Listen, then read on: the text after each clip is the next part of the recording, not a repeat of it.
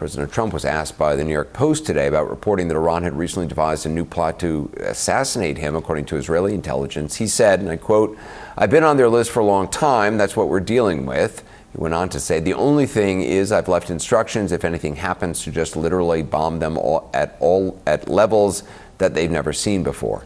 Now, we're learning more about that alleged assassination plot. According to an Israeli source, it involved this man, the new commander of Iran's Islamic Revolutionary Guard Corps, the IRGC, who was part of a group advocating for such a plan.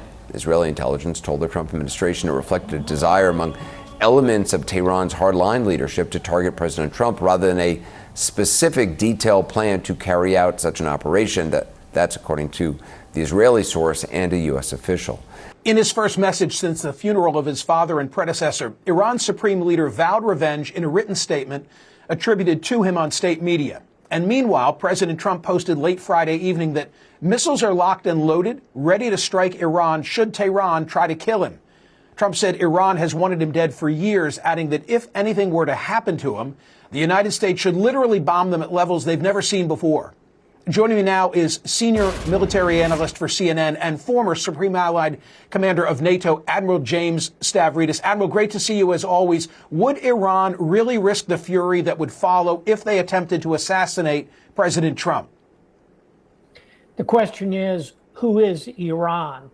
I think we are in a modality at the moment, at least, where there are clearly 2 or 3 different claques at the top of that government. That's why we get frequently very mixed messages, and we get a lot of very harsh rhetoric alongside kinetic action, striking ships in the Gulf. On the other hand, the foreign minister shows up for talks. So which Iran is the question? I'd also point out, the old saw is all politics are local. You know what? Politics are personal also. And so the current supreme leader, we just need to bear in mind, at the start of this conflict, we killed his mother, his father, his wife. I think one of his children was that sad, tiny little coffin at the ceremony's burial.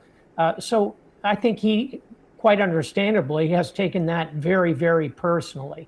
So I think there's going to continue to be a lot of defiance. Final thought, to everything I just said, I hope not. I hope the Iranians will come to the table.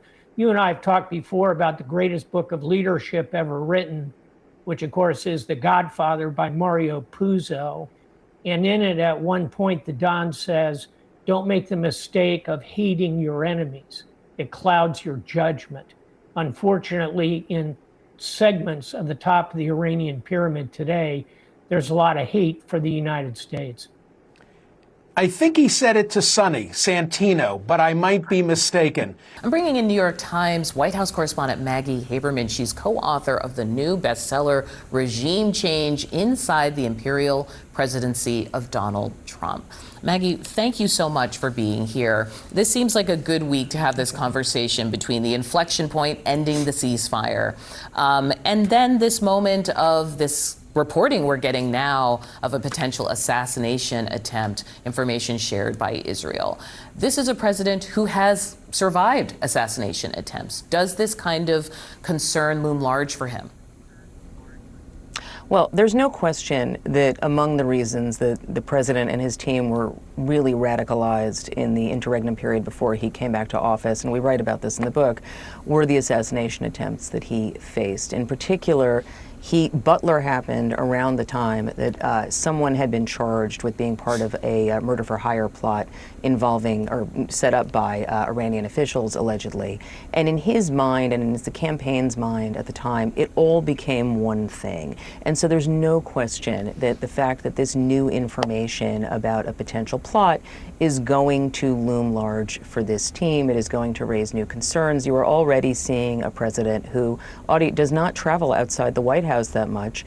Part of it is that, he would tell aides at the beginning of the term, I'm done campaigning, but part of it is legitimate security concerns. And out front now, Fareed Zakaria, host of Fareed Zakaria GPS. So, Fareed, there's a lot of things I want to ask you about here after Pamela's reporting, but hardline Iranian officials, including the head of the IRGC, we understand from the reporting, have been pushing to assassinate Trump after the U.S. and Israel, of course, assassinated the supreme leader and many Iranian leaders to kick off this war. But now the U.S. is evaluating whether they'll target those officials, right? So this back and forth. Where do you see this going? That is a very good question, Aaron. It's difficult to tell because at the end of the day, to be honest, the United States does not have a strategy. It has lots of power. It can keep punishing Iran in various ways, but to what end? What is it trying to achieve? And I think until it can figure that out, what is the end state that it wants? And how much is it willing to devote military power to that? I think we have a problem. Right now, really, what this is a conflict over whether Iran has some degree of special control over the Strait of Hormuz. Because if you notice, what's been happening is the U.S. has been essentially telling ships, go anywhere you want, any route you want through the Strait of Hormuz. Iran says no. There is open passage, but you have to coordinate it with us. In other words, we are the gatekeepers. Yep. And that, I think, is the Iranians have learned this. The Trump administration handed them this weapon that they've realized is very powerful, control of the Strait of Hormuz. And so even while they are offering safe passage and for now free passage, they want to maintain that precedent that they get to control it. They get to direct you. They get to, quote unquote, give you the permission so that maybe in the future they can close it, they can charge for it. And the Trump administration is saying, no, anyone can go anywhere. So that's the core of the dispute right now. Right. And the core of the dispute, of course, right now, Iran is calling the proverbial shots on that. So I got to ask you about something else, Fareed. This is really bizarre. Okay, so I don't know if anyone watching hasn't seen this, but there is widespread speculation inside Iran that what I'm about to show you is the supreme leader. Okay, the masked man in this image. He's in civilian clothes and he has a cap on, basically a baseball cap, which is in and of itself very odd when you look at who he's standing right. I mean, it's almost like AI generated. It's bizarre. You've got people dressed in traditional Iranian attire, and then you've got this guy with a baseball cap. So the speculation inside Iran is that that man is the new supreme leader, Muqtada Khamenei. We have never seen him publicly since his father was killed and he was injured on the first day of the war.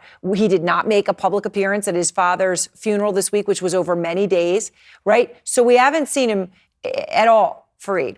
But there's all this speculation about this guy. What do you think about this? My own view is that's not him. I'll tell you first why. The Iranian clerical establishment is very conservative. The idea that they would have the supreme leader in a baseball cap strikes me as just, it doesn't read right. Secondly, to the extent that I've seen photographs of his, and that's all I've seen, he's stockier than that character there. That guy looks younger. I think it is possible that the supreme leader is very badly injured. That's why he's not showing up. It's possible, it's even possible that he's fatally wounded. I think all those things are possible, and that really Iran has become a military dictatorship. One of the many unintended consequences of this ill-conceived war is that the Iranian regime, which was a kind of mixed regime, where you had the clerical establishment had power and the military had power and the elected president even had a little bit of power. Now it seems like it's the military calling the shots on everything. So it seems it's possible the guy is dead and that, they're covering it up. But the idea that some dude in a baseball cap and a mask who looks pretty young is actually the supreme leader, look, stranger things have happened, but if I had to put money on the markets, I would bet against it. Yeah. I mean, I get it. Stranger things have happened, but and then you're thinking, well, gosh, the fact that there's even the speculation that we're finding out about in Iran, and then, what is anybody doing in a baseball cap? To your point, surrounded by those clerics. All right, Fareed, thank you so much. It is wonderful to see you, and I thank you.